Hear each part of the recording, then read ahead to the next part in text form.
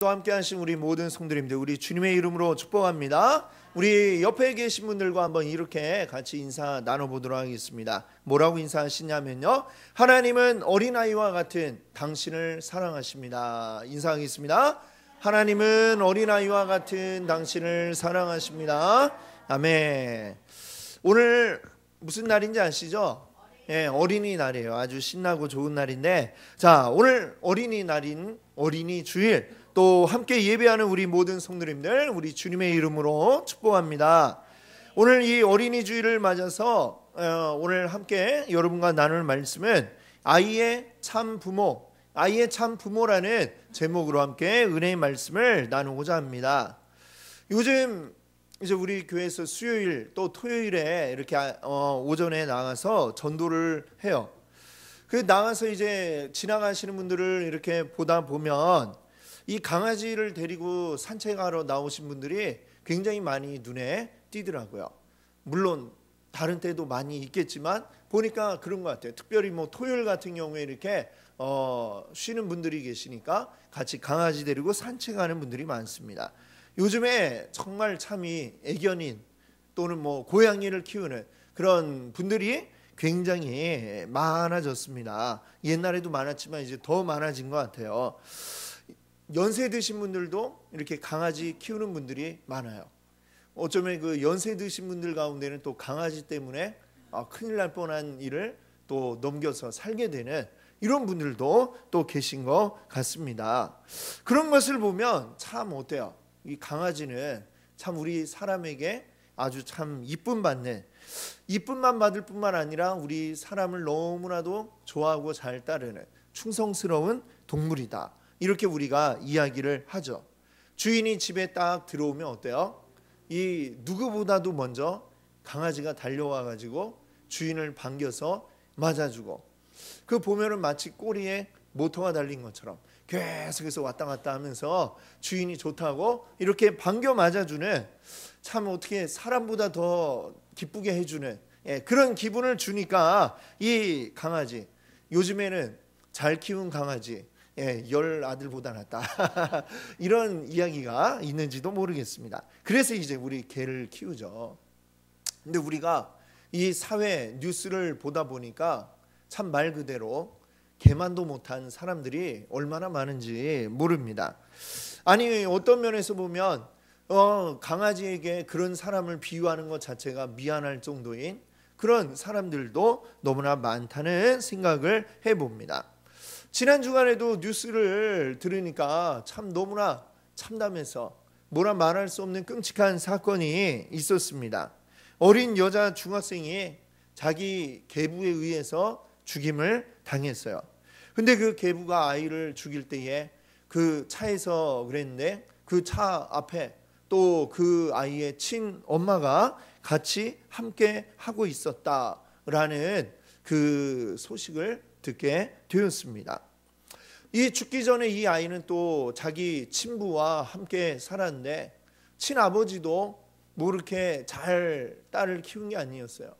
맨날 때리는, 폭력을 행사하는 그런 아버지였다라고 이렇게 알려졌습니다.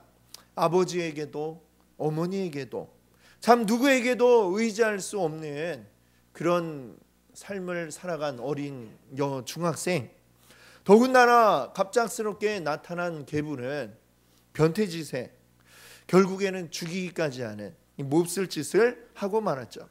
오늘 우리가 사는 이 시대에 또 이 같이 살고 있는 이 나라 안에 이런 일들이 벌어지고 있다라고 하는 것이 참 너무나 슬픕니다. 약 100여 년 전에 소파방정환 선생님, 여러분 아시죠? 그분이 어린 아이들이 제대로 된 사람 대접도 받지 못하고 여기저기 치이고 천덕꾸러기 신세가 된 것을 안타깝게 여겨서 이 젊은이 늙은이처럼 이제 존대하는 그러한 말을 만들었죠. 어린 이, 어린 놈, 어린 새끼, 이게 아니라 어린 이라고 이렇게 높여 부르는 말을 만들고 이 아이들을 위한, 어린이를 위한 날을 만들었습니다. 그게 바로 어린이날이죠. 자, 그게 100여 년 전의 일인데 사실 100년 정도 흐른 지금에 와서도 여전히 이 사회의 어린이들, 청소년을 포함하여서 여전히 이 사회 가운데 온전한 한 사람으로 대우받지 못하고 있다. 대우받지 못할 뿐만 아니라 그렇게 생각되어지지도 못하고 있다라고 보게 됩니다. 사실 어린이와 청소년들은 자기 혼자 독립적으로 살아갈 수가 없습니다. 부모의 돌봄이 절대적으로 필요합니다. 부모에게 전적으로 의지해서 살아갈 수밖에 없는 게 어린이 청소년들인데, 자, 부모가 먹이는 대로 먹고 입히는 대로 입고 그리고 가르치는 대로 배우게 됩니다. 그 부모가 가르치는 모든 것들, 말 한마디 한마디가 그대로 아이에게 교육이 되는데, 그래서 여러분들 다문화 가정에 보면 이 나라 안에 살고 있지만 우리말을 잘 못하는 아이들이 있어요. 한국말이 서툴고 좀 잘 안 되는 아이들이 있어요. 왜 그래요? 가장 많은 시간을 보내는 엄마가 한국말을 못하니까. 그러니까 그 밑에서 자라는 아이들이 한국말을 잘 못하고, 그러다 보니까 학교에서도 따돌림을 당하고 이런 일들이 벌어지게 되는 것이죠. 그만큼 이 아이는 부모에게 전적으로 의존할 수밖에 없는 존재다라고 하는 것인데요. 그러다 보니 간혹 부모들이 착각을 하는 경우가 있습니다. 뭐라고 착각하느냐? 이 아이는 내가 낳았으니 내 거다라고 이렇게 생각을 하게 되는 것이죠. 내 마음대로, 부모의 마음대로 해도 되는 존재라고 이렇게 생각을 하는 것입니다. 이런 생각들이 이제 잘못된 결과로 이제 나타나게 되는 것이죠. 지난 주간에 있었던 그 끔찍한 사건도 역시 결국 왜 이런 일이 벌어졌느냐? 파고 들어가 보면 그와 같은 생각이 중심에 있었다는 것을 알 수 있습니다. 내 아이는 내 거니까 내 마음대로 해도 된다라는 생각이 이 확장되면 결국 이와 같은 사건으로 벌어지게 되는 것이죠. 이 아이 내 거니까 내 기분이 안 좋으면 그냥 때리고, 마음에 들지 않는 짓 하면 때리고, 거기다가 성폭행에 목숨까지 빼앗는 이런 일들이 여전히 이 사회 안에 벌어지고 있는 것입니다. 우리는 그 사건이 뉴스에 나오면 야, 별 나쁜 놈들이 다 있네 라고 이렇게 얘기를 하지만, 과연 그 뉴스의 주인공이 된 그 사람들만의 문제일까? 그렇지 않다는 것을 우리가 알아야 합니다. 여전히 이 사회에는 드러나지 않는 많은 아동 폭행 그리고 아동 학대 이런 일들이 일어나고 있습니다. 무엇보다도 훈계를 가장해서 아이들을 때리는 일들이 많이 있죠. 아이를 키우다 보면 훈계를 위해서 때로는 회초리를 들어야 되는 순간들도 있죠. 자, 그러나 아동학대와 폭행, 이것들은 훈계와는 다르다는 점을 우리는 잘 알고 있습니다.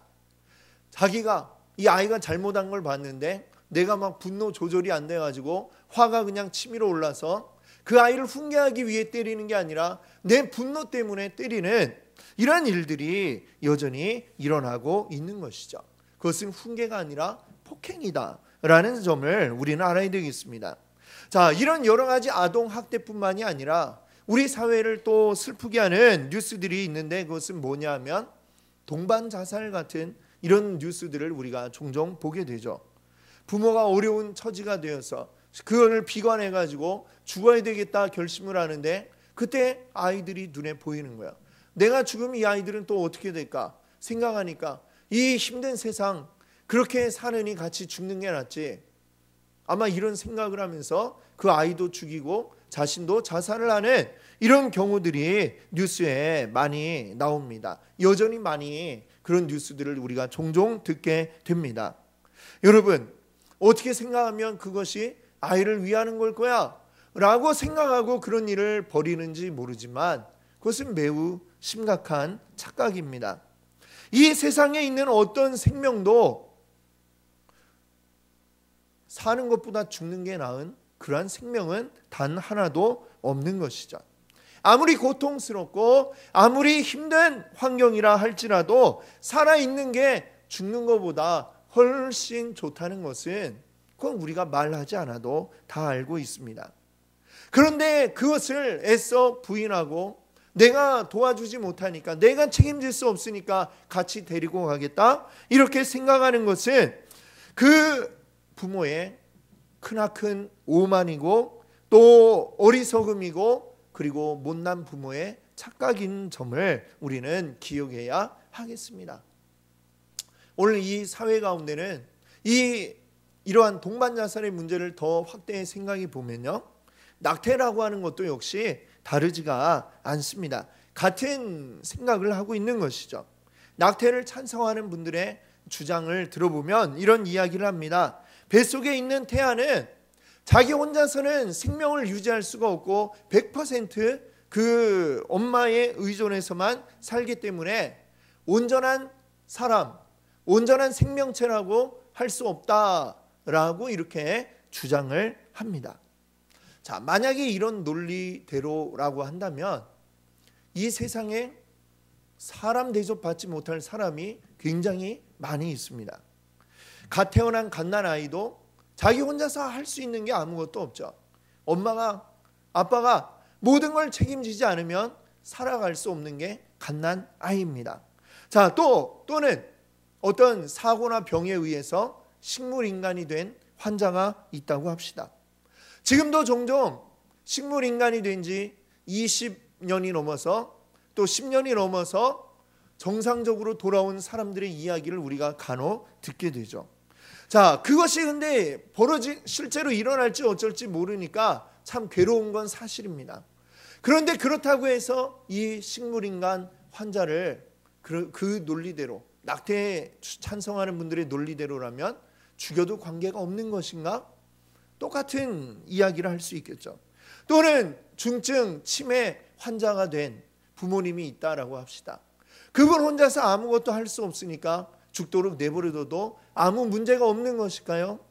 모두가 다 아니라고 대답을 하실 것입니다. 그런 일이 벌어진다면 우리는 그걸 뭐라고 그래요? 살인했다라고 이렇게 이야기를 하겠죠.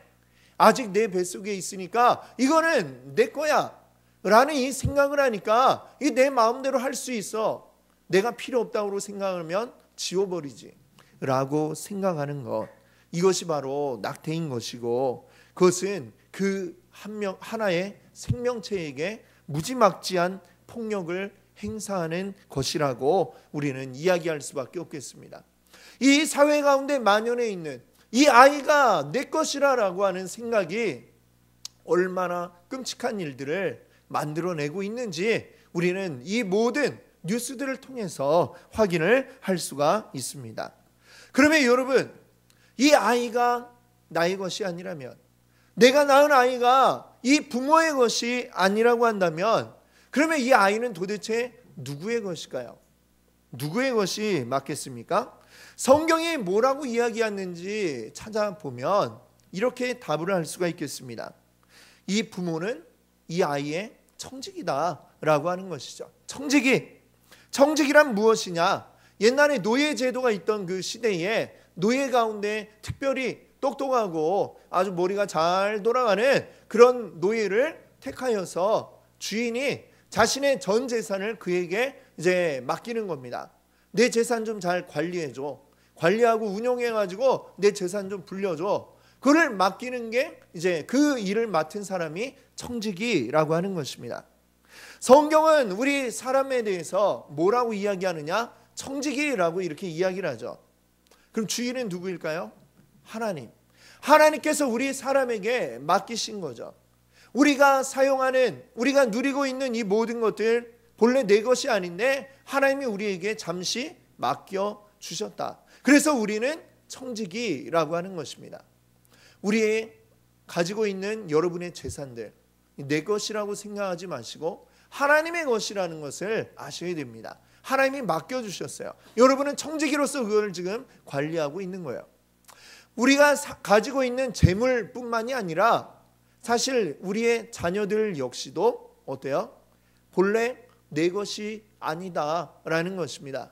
하나님이 우리에게 맡겨주셨다라고 하는 것입니다. 이 자녀들 내가 낳았고 내가 키우니까 내 거라고 생각할지 모르지만 하나님이 이 자녀를 우리에게 잠시 맡겨주셔서 우리는 그 책임을 가지고 잘 양육해야 할 사명을 가지고 있는 자이다라는 것을 알아야 됩니다. 그러니 이 자녀들을 키울 때에 어떻게 해야 되겠습니까?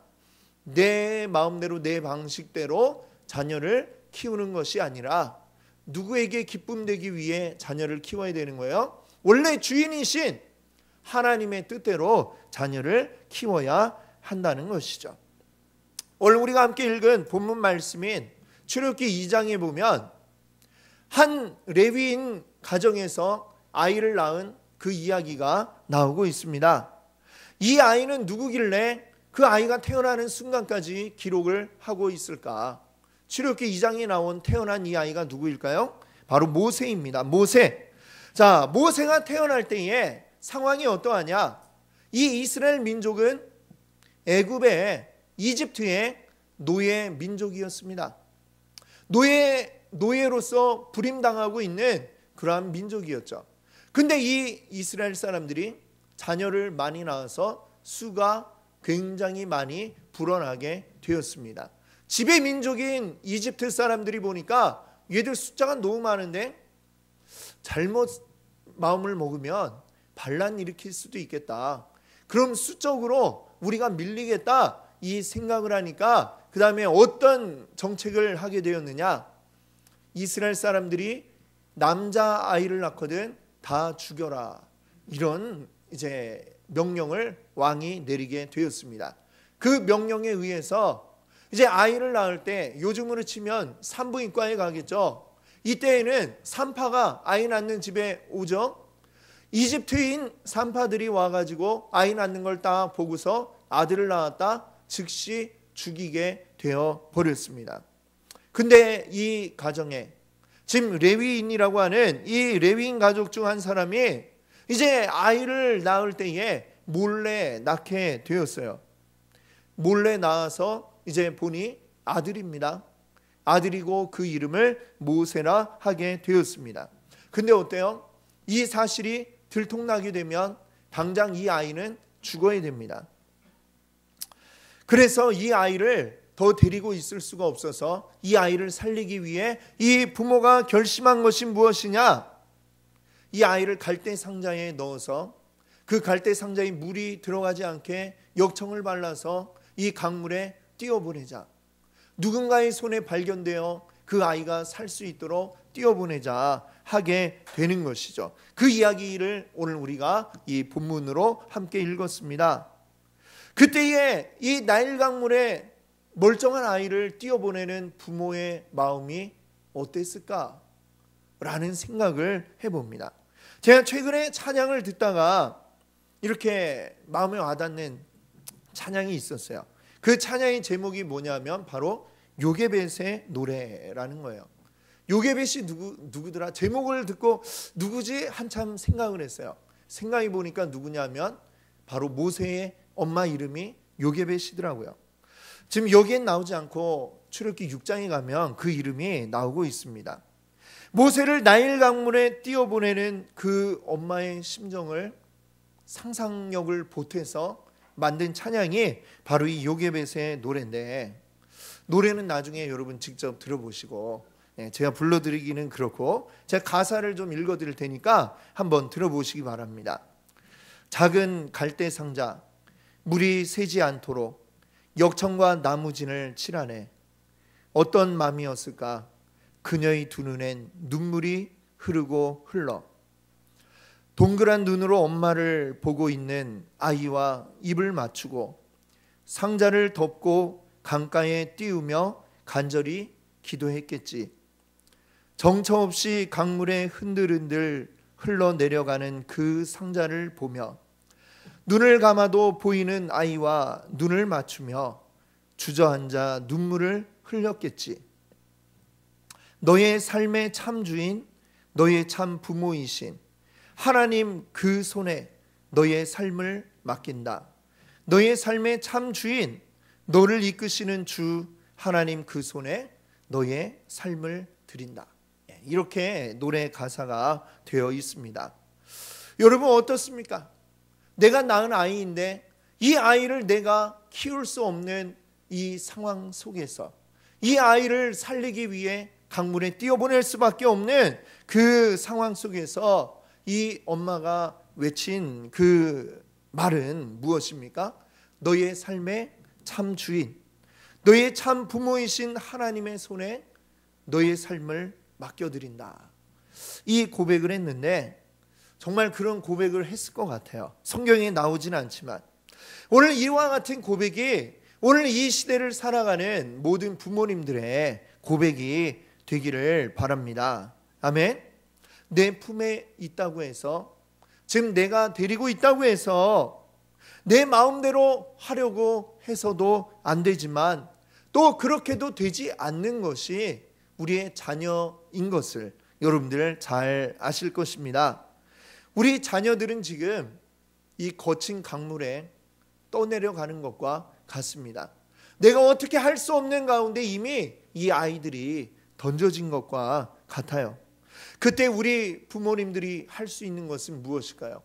억지로 그 강물에서 건져내려 할 것이 아니라 이 부모님들이 할 수 있는 것은 내 힘을 빼는 겁니다. 내 힘을 빼고 그 다음에 어떻게 하는 걸까요? 우리 자녀의 참 부모가 바로 하나님이심을 고백하고 참 부모이신 하나님이 이 아이를 붙들고 인도해 주시기를 기도하는 것, 그것이 바로 우리 부모의 해야 할 몫인 줄 믿습니다. 내 아이라고 해서 내 것이 아니기 때문에 우리는 이 아이를 잠시 기르기 위해서 우리 데리고 있을 뿐이기 때문에 참 부모이신 하나님 앞에 이 아이를 맡겨야 한다는 것이죠. 자, 그러면 우리 부모님들, 이 자녀를 맡은 청지기로서 그렇다면 내가 할 수 있는 일은 과연 무엇일까? 내가 이 아이를 양육하는데 보탬이 될 수 있는 건 과연 무엇일까? 하나님께 맡겨드리지만 나에게 맡겨주셨으니까 내가 해야 할 몫이 있겠죠. 그것을 한 3가지로 오늘 이야기를 드리고자 합니다. 첫 번째는 무엇이냐? 인생의 중심을 잡아주어야 합니다. 인생의 중심. 자, 하나님이 여호수아에게 이런 말씀하셨어요. 여호수아 1장 7절을 보니까 자, 같이 한번 읽어볼까요? 오직 강하고 극히 담대하여 나의 종 모세가 내게 명령한 우로나 좌로나 치우치지 말라. 그리하면 어디로 가든지 형통하리니. 아멘. 우로나 좌로나 치우치지 말라. 이 말씀을 여호수아에게 하고 계십니다. 즉 중심을 잡아라, 중심을 지켜라 라고 이야기하시죠. 그런데 무엇으로 중심을 지키라는 거예요? 나의 종 모세가 내게 명령한 그 율법을 다 지켜 행함으로 우로나 좌로나 치우치지 말라라고 말씀하고 있습니다. 모세가 여호수아에게 전한 그 율법 무엇일까요? 성경이 나와 있는 모세오경, 창세기부터 출애굽기, 레위기, 민수기, 신명기, 이것을 모세오경이라고 하는데 그것을 모세가 써서 그 다음 세대들에게 전했습니다. 다음 세대 가운데 한 사람인 여호수아도 그 말씀을 받았어요. 우리가 성경이라고 부르는 것이 지금 이 시대의 여호수아 때에는 그것이 없겠죠. 그 시대의 성경은 뭐예요? 모세가 전해준 모세의 오경, 그것을 줄여서 율법이라고 이야기를 했던 것이죠. 즉 여기에 모세가 너에게 준 율법은 무엇을 이야기하느냐? 하나님의 말씀, 성경을 이야기하고 있습니다. 성경에 하나님이 말씀하신 대로 그 말씀을 지켜서 우로나 좌로나 치우치지 말고 그 말씀이 인도하는 길을 따라 가라라고 말씀하고 있습니다. 오늘 우리 부모들이 자녀들에게 가르치기 위한 가장 중요한 것은 무엇이겠습니까? 우로나 좌로나 치우치지 않도록 이 세상의 재물을 보고 세상의 명예를 보고 거기에 흔들려 살아가지 않고 하나님이 인도하시는 그 길을 따라서 살아갈 수 있도록 하나님의 말씀에 중심 잡힌 아이가 될 수 있도록 키우고 양육하는 일이 바로 우리 부모님들이 하셔야 할 가장 중요한 일인 줄 믿습니다. 그래서 이 아이에게 가르쳐야 할 건 뭐예요? 너의 참 부모는 내가 아니라 하나님이다 라는 사실을 알려주고 하나님이 너를 인도하실 것이다 이것을 알려주고 그 길을 따라갈 수 있도록 여러분 가르치시는 여러분들이 되시기를 바랍니다. 자, 두 번째로 가르쳐야 할 것은 무엇이냐? 동등한 인격체로 대해야 합니다. 동등한 인격체. 나이가 내가 많고 너는 어리니까 너는 무조건 나를 따라라. 그것은 맞는 말이 아니죠. 어린아이도 나와 같은 동등한 인격체라는 사실을 우리가 인정하고 그 소중한 인격체로 대해야 합니다. 왜? 집에서는 내 아이지만 하나님 앞에서는 어때요? 동등한 하나님의 자녀이기 때문입니다. 나도 하나님을 아버지라 부르고 우리 자녀들도 하나님을 아버지라 부르면 육신적으로는 내가 그 아이의 아버지고 그 아이의 엄마이지만 하나님 안에서 믿음의 족보로 따지면 우리는 어때요? 한 형제요 자매인 것이죠. 그렇지 않습니까? 예, 좀 받아들이기가 좀 그렇습니까? 예, 우리는 믿음 안에서는 한 형제요 자매라는 것입니다. 그와 같은 나와 동등한 대우를 받을 자격이 이 아이에게 있다. 이 사실을 우리가 기억해야 하겠습니다. 나이로 밀어붙이고 내가 어른이니까 넌 무조건 날 따라라 윽박지르는 게 아니라 나와 같은 인격을 가진 동등한 인간으로 대우해 주시고 그 아이를 존중하는 마음을 가지신다면 이 아이들은 자연스럽게 그 부모를 존경하게 될 줄 믿습니다. 아멘. 예. 잘 가르치면 우리 뭐 맘먹자라고 하는 게 아니라 여러분을 더 존경하는 부모로 섬기게 될 줄 믿습니다. 세 번째로 가르쳐야 할 것이 있습니다. 그것은 무엇이냐? 지식이 아닌 지혜를 가르쳐라 라고 하는 것입니다. 아이를 양육할 때 우리 부모님들에게는 욕심이 생깁니다. 욕심. 어떤 욕심이 생길까요? 이 아이는 나보다 더 잘 됐으면 좋겠다라는 욕심을 가지게 돼요.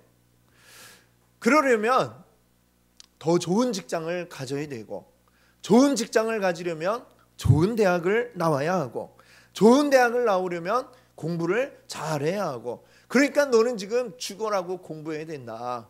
사실 이게 우리나라 모든 부모님들이 가지고 있는 똑같은 생각이죠. 자, 그래서 자녀들에게 공부를 강요하고 때로는 그 어린 나이에 감당하지 못할 정도의 엄청난 학습량에 시달리는 일들이 많이 있습니다. 근데 여러분들 그렇게 공부 열심히 시켰는데 다 서울대학 가나요? 예, 서울대학 정원은 한정돼 있는데 결국 다 가는 게 아니더라고요. 예, 서울대학 가는 사람들은 학교에 여러분 고등학교에 몇 명, 한 학교에 수백 명 학생들 가운데 몇 명 있어요. 많이 가는 게 아니에요. 조금 어쩌다 한 명이 가요. 근데 서울대학 가면 또 다 좋은 직장 가나요? 요즘에 들리는 말로 서울대 나온 백수들도 굉장히 많다고 합니다. 그렇죠? 왜? 시대가 많이 바뀌었어요. 옛날에 70년대 80년대 서울대 나오면 알아서 다 모셔갔죠. 뭘 해도 됐죠. 요즘은 서울대 나와도 놀고 있는 사람들 셀 수 없이 많이 있다라고 하는 것입니다. 그런데 우리는 여전히 아이들에게 야 공부 잘해야지 내가 너 잘 되라고 이렇게 하는 거야 주장을 하면서 계속해서 아이들에게 그 한 가지를 집중해서 강요를 하고 있죠. 공부를 마침 잘하는 아이라면 그 할 만한 아이라면 다행이지만 공부는 도대체 적성이 안 맞는데 공부를 강요하면 어때요? 그 아이는 굉장히 불행한 아이가 될 수밖에 없을 것입니다. 자, 그리고 요즘과 같이 빠르게 변하는 이 시대에 요즘 이 시대를 어떤 시대라고 불러요? 4차 산업혁명 시대라고 이야기를 합니다. 4차 산업혁명. 3차 산업혁명은 증기기관이 만들어져 가지고 산업화가 이루어진 그 시대죠. 그 이전까지는 농업혁명이 이제 2차 산업혁명이었을 거예요. 그 일들이 일어날 때마다 엄청난 사회적 변화가 일어났었던 것을 우리는 과거의 그 역사를 통해 알고 있습니다. 지금 우리는 새로운 시대로 또 접어들고 있는 4차 산업혁명 시대죠. 자, 지금까지 우리 부모님들이 살아온 시대는 아직 3차 산업혁명 시대의 사람들이죠. 지금 새로운 시대가 열리고 있는데 우리는 여전히 옛날 방식을 아이들에게 고집을 하고 있습니다. 그것을 가지고 계속해서 아이들에게 강요하면 시간이 지나서 이 아이들이 어른이 되었을 때 어떻게 될까요? 옛날 사람이 되는 거예요. 옛날 사람. 새로운 시대에 적응하지 못하는 옛날 사람이 되어서 결국에는 사회 부적응자가 될 수밖에 없는 것입니다. 여러분, 어른들이 가지고 있는 옛날의 고정관념과 가치관은 지금 너무나도 빠르게 바뀌고 있는 시대다라는 것을 여러분들 아셔야 되는 것이죠. UN 미래 보고서 2045라는 책이 있어요. 이 책에서 지금 발전하고 있는 새로운 기술의 탄생에 따라서 미래에 없어질 이러한 직업들을 소개하고 있습니다. 거기에 나와 있는 소개하는 사라질 직업들을 보니까 깜짝 놀랐어요. 자, 거기에는 이 부모님 세대에서 선호하는 직업들이 많이 포함이 되어 있습니다. 어떤 것들이 미래에 사라질 것인가? 언론인, 기자, 이 직업도 사라진대요. 지금 이미 시작이 됐어요. 여러분들 읽는 신문 기사 가운데 어떤 것들은 인공지능이 써낸 기사들이 이미 있습니다. 지금 시작이 되고 있죠. 의사도 사라질 거래요. 여러분, 길병원에 가시면은 미국의 IBM에서 개발한 인공지능 의사가 있습니다. 왓슨이라고 부르는, 그걸 길병원에서 도입을 했어요. 지금은 저거 하나죠. 시간이 지나면 더 많아지겠죠. 어쩜 의사들이 이제 설 자리가 점점 줄어들고 있는 것입니다. 의사만 그럴까요? 변호사, 회계사, 세무사, 약사, 어때요? 오늘날 자녀들이 이런 거 되면 와, 성공했다라고 좋아할 직업들, 이것들이 2045년도가 된다면 아마 사라질 것이라고 지금 예측이 나오고 있는데 과연 맞는 것 같습니다. 지금 이미 그 일들이 시작이 되고 있어요. 이미 이루어지고 있다는 얘기죠. 여러분 자녀들에게 지식을 열심히 배우라고, 공부하라고 가르치면, 그래서 문제풀이의 달인으로 만들어갖고 시험만 보면 100점 맞는 사람 만들어 봐야 장차 실업자로 만드는 것밖에 되지가 않는 것입니다. 여러분, 이 시대가 지금 이렇게 빨리 변해 나가고 있는 것입니다. 지혜라고 하는 것은 단순 암기로 얻을 수 있는 게 아니죠. 지식이 아니라 지혜를 가르쳐야 한다면 이 지혜를 우리는 어떻게 해야 가르칠 수가 있을까요? 그걸 위해 우리 부모님들이 하셔야 할 가장 좋은 거는 폭넓은 경험을 어릴 때부터 할 수 있도록 돕는 것이고, 또 많은 책을 읽도록 하여서 많은 간접 경험을 또한 쌓도록 만드는 게 우리 부모님들이 돕는 일입니다. 그리고 무엇보다도 더 중요한 건 무엇이냐? 시편 111편 10절에 이렇게 말씀하고 있습니다. 앞에 부분만 한번 읽어볼까요? 여호와를 경외함이 지혜의 근본이라. 아멘. 그렇습니다. 하나님을 경외하고 따르는 것, 이것이 바로 지혜의 근본이라는 것입니다. 이 모든 세상 만물을 만드신 분, 이 우주의 모든 비밀을 알고 계신 분, 바로 우리 여호와 하나님이십니다. 이 모든 것이 어떻게 흘러가고 어떻게 될지 그 지혜를 가지고 계신 분이 다른 데 있는 게 아니라 우리 하나님께 있다는 것입니다. 하나님을 경외하고 따르는 자가 인생의 어려움 가운데 처했을 때 내 지식으로 풀어나가려고 하는 게 아니라 하나님을 의지하고 하나님께 지혜를 물어서 그 어려움을 헤쳐나갈 수 있도록 그렇게 이 자녀를 양육하십시오. 그것이 이 자녀가 앞으로 잘 되는 길인 줄을 믿습니다. 그렇게 만드는 것이 우리 부모님들이 하셔야 될 일인 줄 믿습니다. 아멘. 마지막으로 다시 한번 말씀드리지만, 여러분, 자녀는 부모의 소유가 아닙니다. 내 것이 아니라 하나님의 것이에요. 하나님께서 나에게 잠시 맡겨주셨어요. 선한 청직이라면, 내가 하나님 말씀을 잘 따르는 온전한 청직이라면 나에게 맡겨주신 이 자녀들을 하나님의 뜻대로 잘 자랄 수 있도록 양육하는 것이 바로 우리 부모님들, 선한 청직이 된 부모님들의 몫인 줄 믿습니다. 아멘. 예. 여러분들, 우리 자녀는 이제 뭐 다 컸는데, 뭐 어른인데, 그렇다고 해서 여러분들 이 말씀이 관계없는 게 아니에요. 내가 낳아서 기른 자녀만 내 자녀가 아니라 바로 이 교회 공동체 안에서 우리가 함께 자라나는 세대들을 함께 키워가고 있는 것입니다. 내가 낳지 않아도 이 어린 자녀들이 곧 우리의 자녀이고 우리가 함께 양육해야 할 하나님이 맡겨주신 자녀들인 줄 믿습니다. 여러분 가정의 자녀와 이 교회 안에 공동체 안에 함께 키우는 교회 안에 자녀들을 바라보시며 하나님이 맡겨주신 귀한 보물인 것을 여러분 날마다 기억하시기 바랍니다. 그리고 그 자녀들을 우리가 하나님의 은혜 가운데 하나님 믿음 안에서 우리가 잘 키워낼 수 있기를 바랍니다. 아무리 이 시대가 빠르게 바뀌어 간다 하더라도 하나님 안에서 중심 잡은 아이들은 잘 자라날 줄 믿습니다. 하나님 안에 굳건히 서 있는 아이들은 하나님이 주시는 지혜로서 모든 역경을 잘 헤쳐나가게 될 줄 믿습니다. 우리의 자녀들이 이와 같이 잘 자랄 수 있도록 이 아이들을 위해 힘을 쏟으시는 우리 모든 성도님들 되시기를 우리 주님의 이름으로 축복합니다. 아멘.